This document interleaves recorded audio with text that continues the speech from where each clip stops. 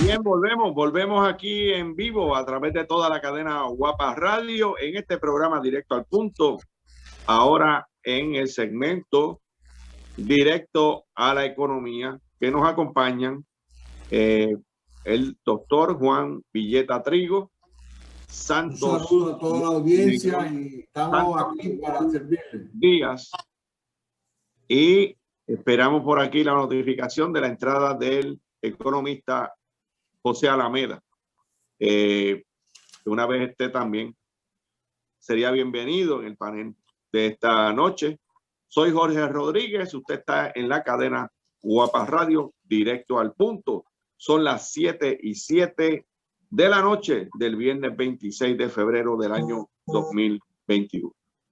Bueno, en las pasadas semanas se ha estado discutiendo en ciertos aspectos, en divulgaciones noticiosas, aspectos relacionados a el uso de los incentivos contributivos que se destacan para atraer inversión al territorio de Puerto Rico y el debate sobre si estos están rindiendo el fruto de crecimiento económico, de creación de empleo, de creación de riqueza, de dinero a favor del pueblo de Puerto Rico, a contrapeso de los beneficios que reciben los inversionistas que se acogen a estos incentivos. Será tema en esta noche de discusión la continuidad, la adecuacidad de estas leyes de incentivos contributivos y qué le hace falta a Puerto Rico para mejorar en ese contexto.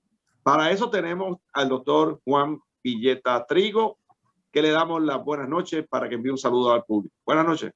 Buenas noches y perdona la intromisión ahorita, para que yo soy, como dice el santo, el primero al bate y a veces me dan 2 strikes. Un saludo. Hoy es un día especial. Hoy es cierre de mes, día de paga, es la última quincena de febrero, así que hay 2 monedas que tienen 2 caras y hay que verlas todas. Seguro que sí. Seguro.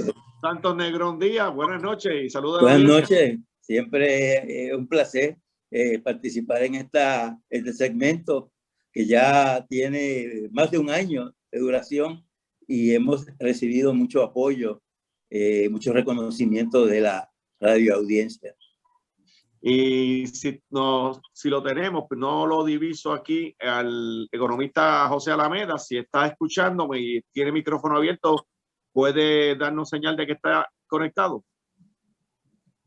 No lo escuchamos, entiendo que no está conectado. Vamos a tocar brevemente, si les parece, su opinión sobre la controversia que se ha dado en el Congreso en relación a la eliminación del paquete de ayuda del presidente Biden de el incremento en el salario mínimo federal. Comenzamos por Juan Villeta para que abunde sobre este particular. Adelante. Sí, cómo no. Gracias, Jorge. Mira, como todo en economía tenemos que hablar de los principios, ¿verdad? Porque en su momento histórico han caído como que las cosas tan cerca que las quieren mezclar y al mezclar han surgido estas polémicas. Mira, vamos un poco a la historia. Primeramente, se viene debatiendo un paquete de ayuda desde octubre finales, noviembre, diciembre, y eso con las elecciones se dejó a un lado, lo aguantaron, dijeron que ahorita, cuando gane, el que gane, y entonces ganó Biden, y entonces él dijo, voy a hacer el paquete.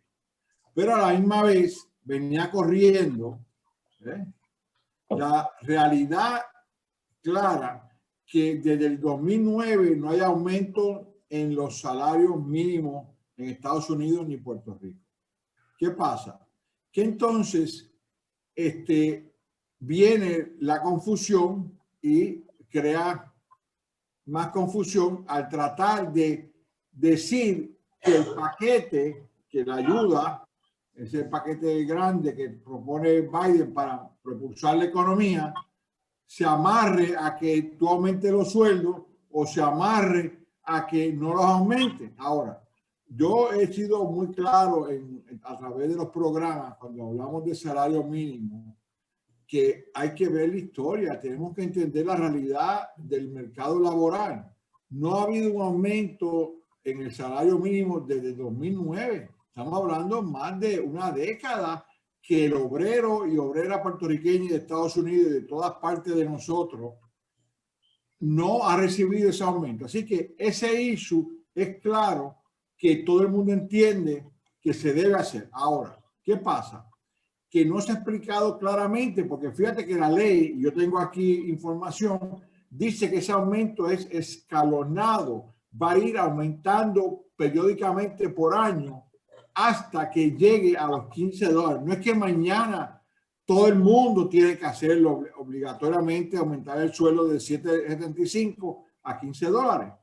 Ahora, fíjate cómo la moneda tiene dos caras, y decía ahorita, tiene dos caras porque ya hay industrias que hemos discutido aquí que pagan sobre eso. De hecho, salió una noticia que quería tenerla, pero no la pude, la vi mirando en internet, que Costco va a pagarle no $15 a sus empleados, sino $16 para que nadie tenga duda de que ellos están queriendo cumplir con él, sino que ellos entienden que su empresa, su organización puede ser productivo, puede dar un servicio en el mercado, tener ganancia y pagarle bien a los obreros. ¿Qué quiere decir esto? Que ahora, como tenemos esta rencilla que es la politiquería que no queremos, porque si fuéramos políticos en el sentido de policy, no habría esta mezcla de que los republicanos dicen que saca los 15 pesos, deja los metidos, que si no 14, que si no 13, que si no el paquete no es 1.9, sino que baja el paquete. Ese tipo de discusión me parece que no hace bien a dos realidades económicas contundentes, claras. La economía americana y nosotros también necesitamos de un estímulo, necesitamos de un empuje de que pueda el consumidor volver a consumir más para que haya más actividad, para que haya más producción, haya más consumo y vaya más inversión. Es un proceso normal. Así que esa ayuda, ese paquete, sí hay que sacarlo ya. Yo exactamente no sé cómo lo siguen dilatando. Ahora, la realidad es que en adición al paquete de las ayudas, porque tenemos una economía que ha estado, en el caso de Puerto Rico particular, que tiene una economía pequeña, regional, ha estado más afectada que a nivel nacional de los 50 estados, ¿verdad? La economía de Puerto Rico no ha crecido en más de una década. Estados Unidos viene creciendo ya y cerró el último trimestre del 2020 positivamente. Ahora, eso no quita que porque veamos una luz, ya no salimos del túnel.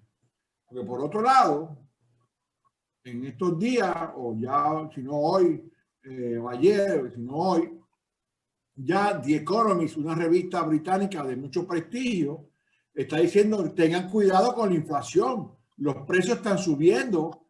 Y una vez suben los precios, eso trae un problema que es una ley conocida en economía que trae desempleo. No por el aumento de los salarios, sino por los precios. Y miren, en Puerto Rico ha habido en los últimos 3 días una noticia muy interesante, que son cuál, que en los muelles, el transporte marítimo va a aumentar los cargos, pero no son los cargos por vagón, sino unos cargos, digamos, gerenciales, operacionales, con el manejo dentro del muelle. Y es legítimo que ellos también tienen que cubrir sus costos y ellos le dan aumento a las uniones y tienen que cumplir, y si van a mejorar, pues tienen que traer tecnología, tienen que traer mejor equipo, más moderno. Hoy en día el equipo marítimo tiene 53 pies, ya no es el de 20, el que era muy conocido. O sea que hay una dinámica de cada industria que requiere que se evalúen sus costos. Hablando en propiedad, seriamente, de que los costos no pueden ser fijos porque yo no quiero que suban o porque quiero que suban porque es mi capricho. O sea que fíjate que cuando hablamos de las economías hay que tener mucho cuidado que saber separar el grano de la paja, porque se presta para lo que está pasando en el Congreso ahora mismo, una discusión que no debe haberse dado nunca. Debieron haber aprobado ese paquete, porque fíjate lo que está detrás de todo esto, que tenemos una pandemia que sigue afectando a los norteamericanos y a Puerto Rico y al globo. Y vemos que ya hay otros países que han empezado a tener una baja, pero no es la baja porque se han vacunado, es porque la medida preventiva y el distanciamiento y toda la realidad que estamos viviendo de encerramiento, la baja. Pero eso quiere decir que se ha desaparecido. Cuando dice el gobierno que va a mandar, en caso de Puerto Rico, FEMA, 70,000 millones para vacunas, eso no es dinero, ahí está el costo de la vacuna, pero eso no es dinero que es un regalo de la nada. Eso que es que el gobierno tiene que absorber esa deuda, ese impacto. Así que fíjate que podemos también traer a colación que el salario es el costo de la mano de obra, pero también está el costo de la medicina en los índices de precios. Así que fíjate que los precios, aunque para Puerto Rico el año cerró, según estadísticas oficiales, cerró negativo el 2020, no quiere decir que suban los precios, porque dentro de ese total hay una fuerza y el segmento de medicina, el sector de medicamentos, del costo hospitalario, de los médicos per se, ese sector, ese elemento de los 10 o 12 más importantes en el índice de precios, está mostrando aumentos. Que el total ha bajado es otra cosa. Así que fíjate que tenemos que ser muy cuidadosos cuando nos planteamos, no, si la economía está bien. No está bien. La economía está muy delicada. Hay interés en mejorar.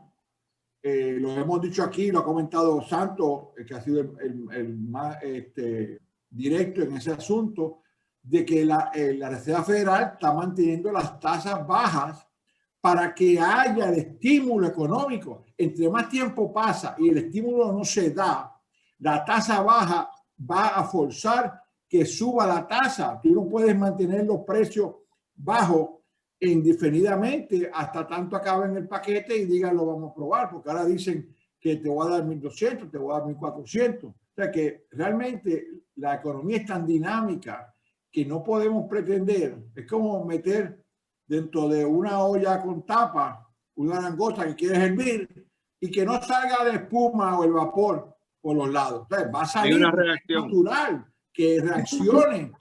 Sí. Y que tenemos que estar claros y esperemos que ahora, fin de mes, ya de pago y día de cobrar. O sea, que tú vas a pagar la cuenta porque viene el principio de mes, pero también tú necesitas que te paguen a ti para tú poder pagarla. Así que necesitamos las dos cosas a la vez. Eso es así. Es muy débil la economía. Ese estímulo tiene que darse. Yo esperaría que no pase del mes de marzo, que no se dé. Ahora, volviendo a tu pregunta, Jorge, inicial, y es un punto muy válido, tenemos que ya hablar de que el aumento en salario mínimo se dé escalonado en unas industrias con cierto cuidado mayor, que el gobierno apoye, pero no meternos ahora a decir, pues, ni una ni la otra. Como decir, en juego de pelota, pues tú no me das la bola, pues yo me llevo el bate y como el solar es mío, nadie juega, apago las luces. No, mira, eso no es así. Tenemos que ser un poco más sensibles a ayudar. De hecho, yo no he hablado de otro tema aquí, que es el desempleo.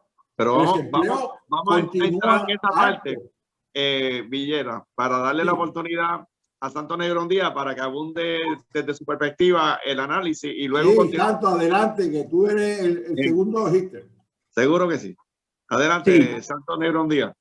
Hay que acordarse que a pesar de que el Partido Demócrata tiene mayoría contundente, un poco reducida después de las elecciones en la Cámara, y tiene el voto de desempate que da la vicepresidente, si está 50-50, Pero eso no puede dejar a un lado toda una serie de diferencias de pensamiento entre los legisladores, donde, como yo señalaba en un programa anterior, existen conservadores fiscales que ven riesgo de inflación por dos vías. Primero, porque las tasas de interés, como señalaba Villeta, están virtualmente cercanas a cero. Hay un estímulo monetario ya existente, empotrado desde hace mucho tiempo, y que la política de control de la inflación a base de tasas de interés virtualmente se está abandonando, porque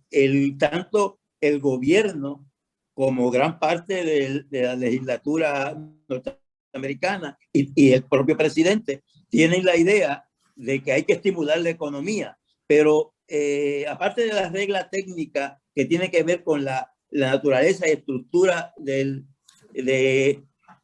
esta ley, que es con lo que llaman, se trató de ser un ómnibus, y el ómnibus es que ponen algo que puede ser que simpático, cuando es una cosa simpática, generalmente como es el estímulo de los $1,400, pues entonces acomodan algo que también es simpático, pero aquí parece que la simpatía se pasó de cierto nivel, y entonces generó una preocupación con respecto al aspecto inflacionario. Hay que acordarse también que muchos de esos legisladores van a elecciones el año que viene.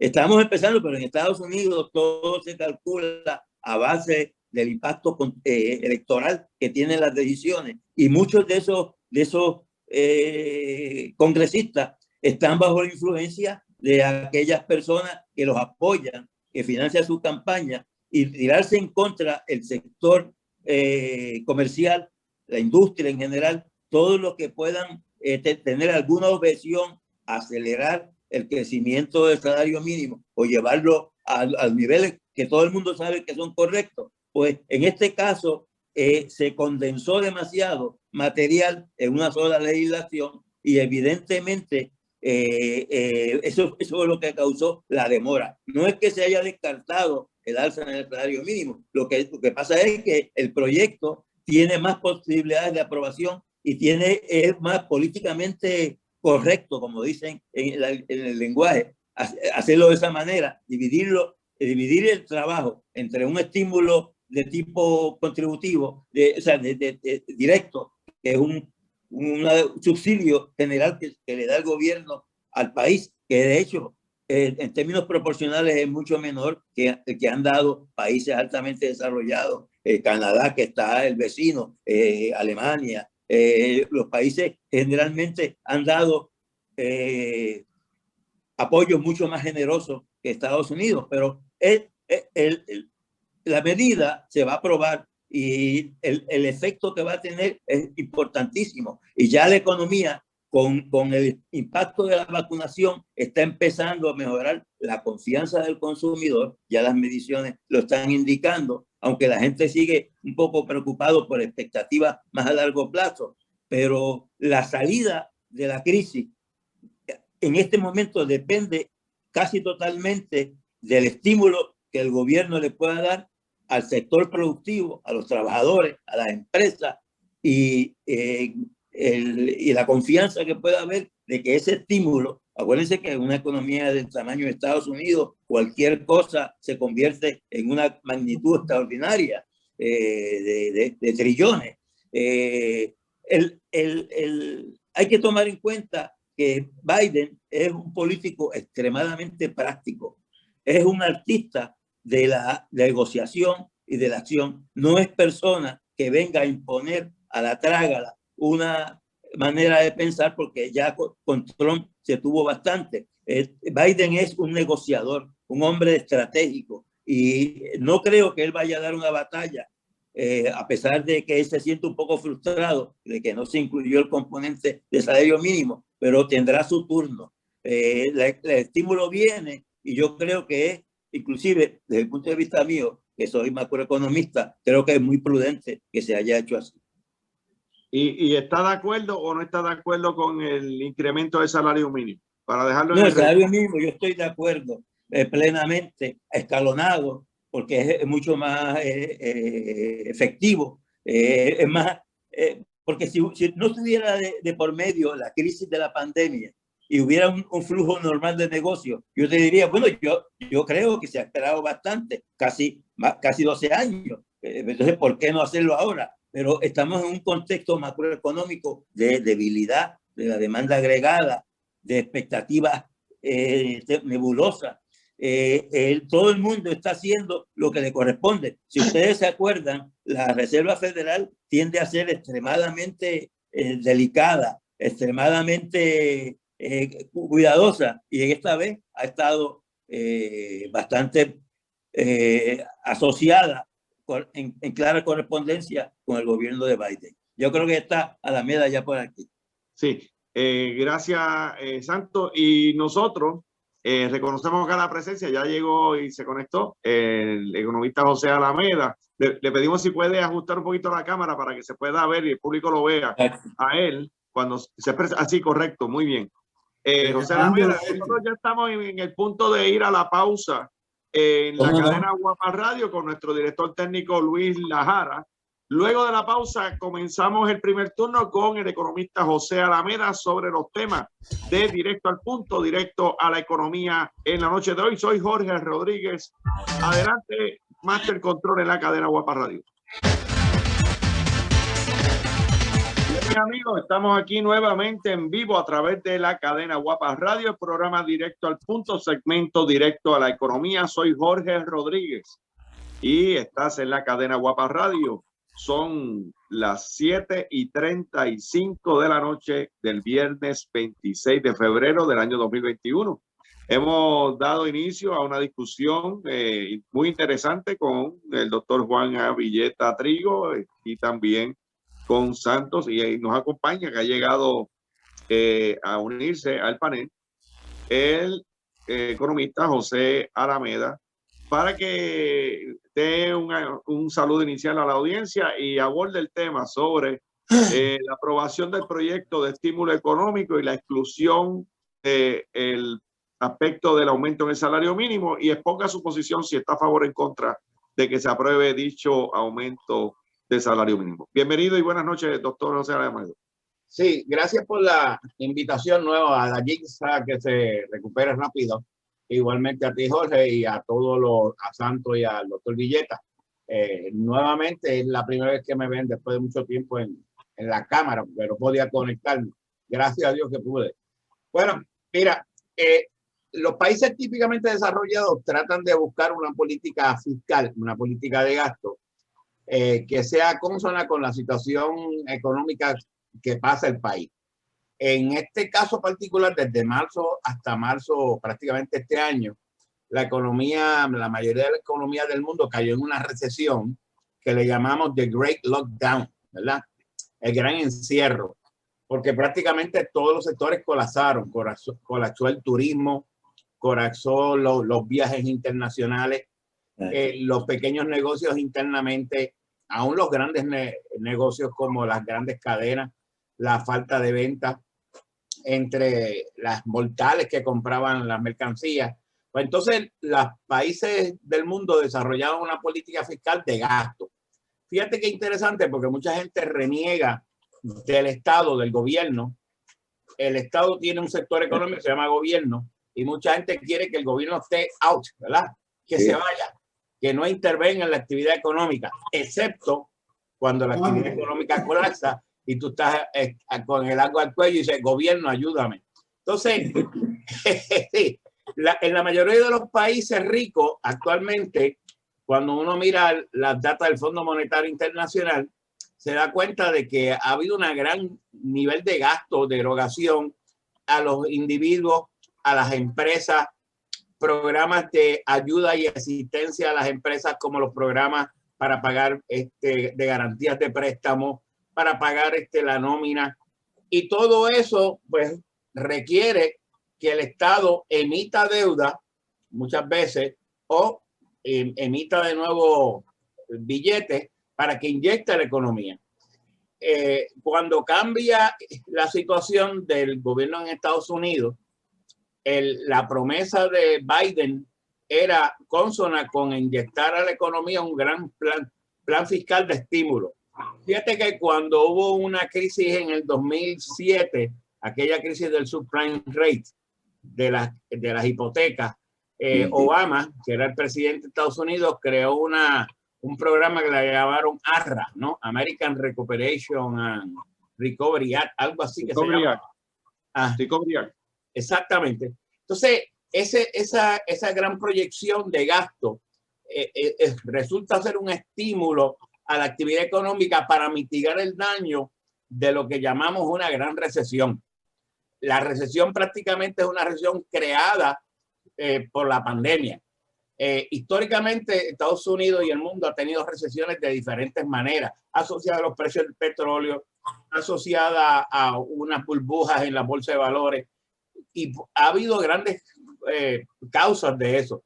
Pero en este caso particular se debe obviamente al encierro que hubo y que generó esta pandemia. Dos cosas son importantes: un plan de estímulo fiscal que ha generado el gobierno de Biden, y segundo, la situación de un umbral de un desarrollo de vacuna. No, la vacuna no solo es importante, sino el proceso de vacuna y vacunación. El economista y premio Nobel de Economía Michael Kremer decía de que Estados Unidos y el mundo no puede solo vivir de la vacuna o de las vacunas. Ya estamos hablando de que en el caso de la vacuna de Pfizer y la de Moderna, de hecho yo me vacuné por la Moderna, la mayoría de estos países, los países ricos, han acaparado la gran cantidad, el 99% de estas vacunas. Y muchos países subdesarrollados o más pobres como Argentina, Venezuela y otros están utilizando la de Rusia, Sputnik, y también la de China. Y por ahí posiblemente venga ya mismo la de Johnson & Johnson, la Janssen. Esa ya hoy un board del Food and Drug Administration autorizó y la validó para que pueda ser llevada a la población. Claro, eso ayuda obviamente, pero también implica de que los gobiernos están gastando una gran cantidad enorme en pagar todas estas vacunas para que sea entonces debidamente gratis a la mayoría de la gente.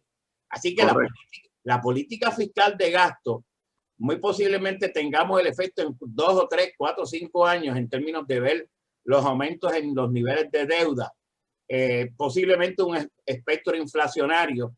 No se sabe todavía de cuánto sea el espectro inflacionario, pero es obvio que la economía norteamericana, lo primero que tenía, y la del mundo, tiene que atender con premura un plan de estímulo fiscal para evitar que sus economías colapsen. Es importante que si las economías ricas también colapsan, muchos de los países pobres que le proveen, hay una interconexión, un supply chain. China, Corea, y otros países de Europa y de América Latina son parte de ese supply chain, los Estados Unidos y los países ricos. Así que, pero yendo ahora al caso del salario mínimo, yo creo que está bien de que por el momento se haya aplazado el proceso de aumentar el salario mínimo, porque estamos tratando de recuperar. Y para pequeñas empresas tener que pagar un salario relativamente un poco más alto por los trabajadores quizás les sea un tanto oneroso. Como la metodología del salario mínimo, el problema es que es general. Tienen un salario mínimo que se aplica a todo el mundo. No es un salario mínimo que se hace un estudio selectivo para esta industria tanto y para esta otra tanto. Al hacer de esa naturaleza, pues obviamente el impacto va a ser mayor en una serie de sectores que necesitamos obviamente tener mucha más inteligencia sobre ellos. Así que mirar un par de años, el próximo año quizás, o año y medio, que la economía comience a recuperar, pues la aplicación del salario mínimo puede ser también parte de esa política fiscal de estímulo para entonces muchos sectores de la economía puedan resurgir. En el momento hay que aplazar ese aumento. Muy bien, muy interesante el comentario de Alameda.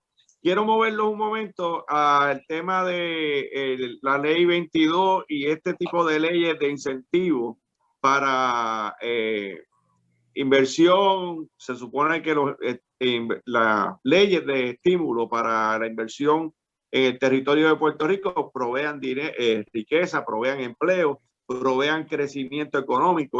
Y Puerto Rico ha tenido una trayectoria donde ha habido una serie de disposiciones diversas, donde luego de que se implantan no se ven los resultados que se dijeron que se iban a tener.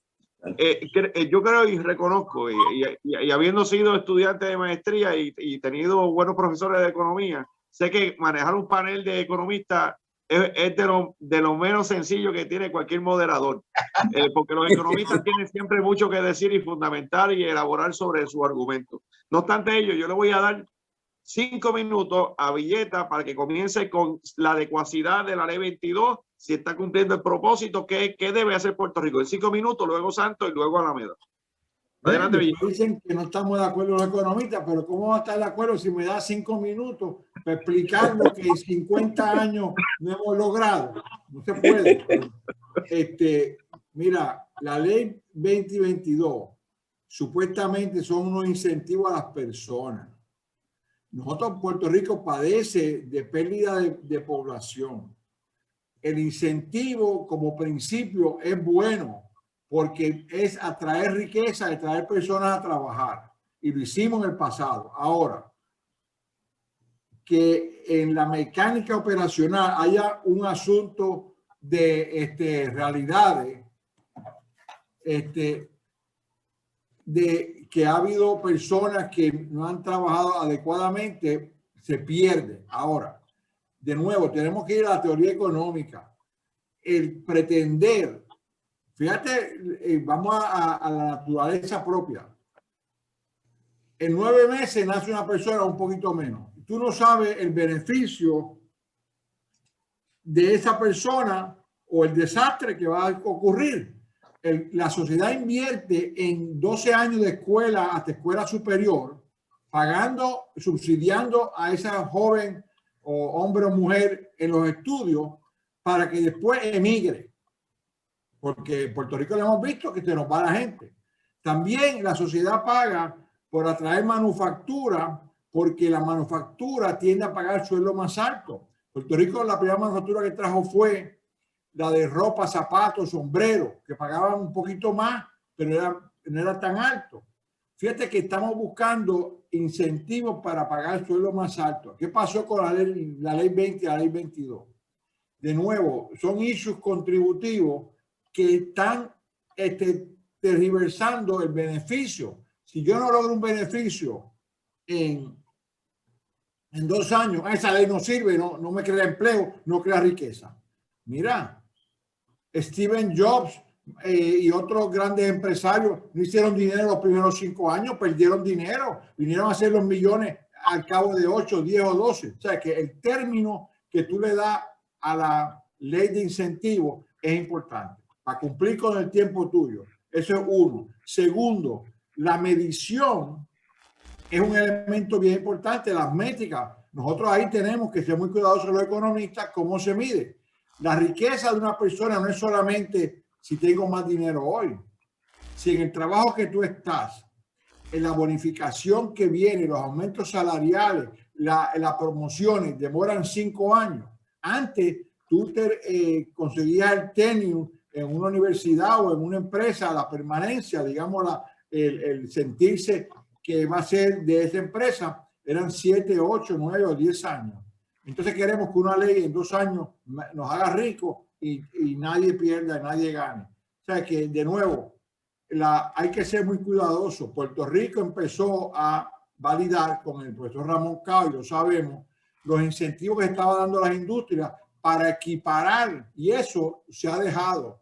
Hay que mirar todo el macro de Puerto Rico, porque si tú le das un incentivo a una persona para que yo le voy a dar la fábrica, yo le voy a dar el agua, la luz y el terreno gratis para que me ponga una planta de bioquímico y pague $18 la hora, entonces ahí hay un beneficio y hay un costo para nosotros. O sea, no, there is no free lunch. No podemos pretender tener incentivos que nos cuesten y que la persona no gane o pierda. O sea que yo creo que la discusión tiene que ser muy cuidadosa porque los incentivos, mira, en Europa dan incentivos también, en Japón, la China, que ahora mismo es el país más poderoso del mundo, ellos quieren un mercado doméstico fuerte y lo han dicho y lo ha dicho el presidente. Así que los incentivos están en atraer y a la misma vez exportar. Así Doctor, que ahí cumplo los 5 minutos, ¿verdad? Sí, es correcto. Y te agradezco por mantenernos en el tiempo para darle la oportunidad a Santo y a la Mera. Gracias. Y obviamente yo reconozco que el tema es bien profundo y el tiempo no es lo suficiente para elaborarlo a cabalidad. Adelante, Santo Negrón Díaz. ¿Cómo no? Bueno, tan complejo es este tema que la cédula de gracia de 1815 fue básicamente lo mismo. Nosotros hemos usado la exención contributiva y el estímulo al capital externo por décadas. De hecho, lo que rompió el atraso en Puerto Rico, que después del informe O'Reilly, eso fue una recomendación que hizo el irlandés, que nos ayudó y activó la economía de Puerto Rico porque los capitales externos vinieron y desarrollaron una actividad intensa. Virtualmente sacaron a la economía de Puerto Rico del estancamiento. Y este propósito también, acuérdense que el único instrumento fiscal de poder que tiene el gobierno de Puerto Rico es su autonomía fiscal. Es decir, la capacidad para conceder créditos contributivos a personas que puedan aportar a la economía. En ese sentido, eso es una ley especial. Lo correcto es evaluarla, darle seguimiento, ver los resultados y entonces decidir si se extiende como política contributiva. Lo que ocurre es que ese tipo de exención genera cierta esquemor porque en Puerto Rico hubo aumentos significativos de las contribuciones a las personas y a los negocios en los últimos 10 o 15 años. Hemos tenido una andanada de cientos de contribuciones diferentes. Y entonces hay un resentimiento a la idea de que se le conceda esa ventaja a un extranjero, una persona que viene, y no se tome en cuenta el impacto y no se evalúe el beneficio. Esto es cuestión de una técnica que usamos los economistas, que es la técnica de costo-beneficio. Se hace esa evaluación caso por caso. Hay que tener cuidado porque aquí hay unos elementos de privacidad y de confidencialidad en las concesiones, que no puede ser tampoco una cosa tan abierta, porque hay que proteger el interés de esos inversionistas que vinieron de buena fe, atraídos por una legislación creativa. De manera que no vamos a poner todo el peso en esa medida, pero me parece que lo correcto es evaluarla y ver su impacto, demostrar con un estudio a fondo que dio resultados y si ese estudio es favorable, continuarla. Si no, suspenderla y buscar otro tipo de política contributiva. Doctor José Alameda, con el tema. Adelante. Ahora, mira, tengo frente a mí un informe que hizo Estudios Técnicos, que es el que ha trabajado históricamente con estas dos leyes. La ley 20, tanto la ley 22 son del 2012. Para ubicar al que me está escuchando, la ley 20 tiene que ver con incentivos a las exportaciones de servicios y aplica tanto a personas locales como a personas o inversionistas externos. Lo que estamos discutiendo hoy día es la ley 22, que es la ley 22 que también es del 2012. Es de personas multimillonarias, ricas, así como Adayisa, que tiene chavo, ¿verdad? Entonces, sí, y billeta. Y billeta, claro. Entonces, por buscar y mucho. Dicho sea de paso, la ley 22 puede aplicar a norteamericanos como a cualquier persona del exterior, amigos de los Estados Unidos y de Puerto Rico. Ya ustedes verán aquí lo que voy a decir de las estadísticas. Y si usted viene a Puerto Rico y está la mitad de un año más un día, o sea, un año tiene 365 días, y usted coja eso y píquelo por la mitad y le añade uno, y usted reside en Puerto Rico, usted es un residente de Puerto Rico. Por ejemplo, un famoso multimillonario, Paulson, residente en Nueva York, pagaba 33% de su tasa contributiva, viene a Puerto Rico, compra el Vanderbilt, se queda en el penthouse por la mitad de un año más uno, y entonces él se convirtió en un tipo residente en Puerto Rico. Obviamente ya no es residente en Estados Unidos, y las tasas contributivas que se le van a aplicar a esa persona bajo la ley 22 es una tasa contributiva reducida, tanto en términos de la tasa de la propiedad mueble como la propiedad inmueble, contribuciones de pago sobre el ingreso, sobre el capital, etcétera, etcétera. Y eso obviamente la idea de la ley es traer una serie de personas, no necesariamente norteamericanas, que vinieran a Puerto Rico con sus capitales, muy parecido a lo que pasó a la Real Cédula de Gracia, como decía. De hecho, cuando yo doy clase de economía en Puerto Rico, le digo que en Puerto Rico ha habido 2 programas de desarrollo económico, Real Cédula de Gracia y el 50. Y los muchachos me dicen, ¿cómo va a ser en el 1815? Y le doy la historia. Es más, tengo una tabla que compara. Bueno, pero yendo entonces al detalle, aproximadamente los decretos bajo la ley 22, estoy tratando de buscar aquí la data, el profile, según Villamil, de Estados Unidos había 1.233 personas de decreto o decretos de exenciones, ¿verdad? Pero gente de Colombia eran 7 también de Singapur, de la República Bolivariana de Venezuela 5, de los Árabes Emiratos 4, de México 4, de Brasil 3, Canadá, Chile, España con 3, del Reino Unido 3, Argentina 2, Costa Rica, Hong Kong y África del Sur. Un total también son, como repito, casi sobre 1,000 y pico de decretos que llegaban y unos 733 no especificados. Yendo directamente a los que vienen de Estados Unidos, 122 decretos venían de Florida, 114 de California y 74 de Nueva York. En el caso particular de lo que yo quiero mostrarle ahora es cuál ha sido el efecto fundamental. Mucha gente ha comprado residencia y ha tenido un efecto en Rincón. Mucha gente ha comprado residencia en Rincón, han comprado en Dorado y han comprado también en San Juan. En Dorado también la mayoría de la gente que viene de Dorado viene de Texas y viene también del estado de Florida y de otros estados aquí que después le diré. En términos del total, eso ahora voy, las estadísticas, tan interesante porque nos dice que en 10 años aproximadamente, del 2015 al 2019, habían 2.202 decretos. Esos decretos, al abrir, por ejemplo, como Paulson, que abrió el hotel, el Vanderbilt, igualmente el que estaba allá en Río Grande, generaron empleo.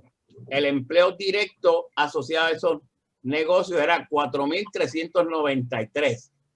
El dinero gastado hasta ahora en todas esas propiedades y en otras resiliencias aquí son 703 millones. Y el valor, perdón, en 10 años. Del 2015 al 2019. Ok, muy bien. Sí, lo que se llama Aggregate Value Purchase Property, ¿verdad? Las propiedades son 1.316.000. Perdón, 1 billón, 1.3 billones, ¿verdad? Eso se divide en residencia 1.2 y en comercial unos 75 millones. El efecto entonces se puede ver pero la proyección que tiene Villamil obviamente es una proyección bastante positiva. Pero lo que estamos viendo aquí es que estas leyes pues, han tenido obviamente su impacto en Puerto Rico. A lo mejor usted entienda de que debe ser mucho menos o debe ser mucho más, pero ha tenido cierto nivel de impacto. Ahora, ¿cuál es el problema aquí?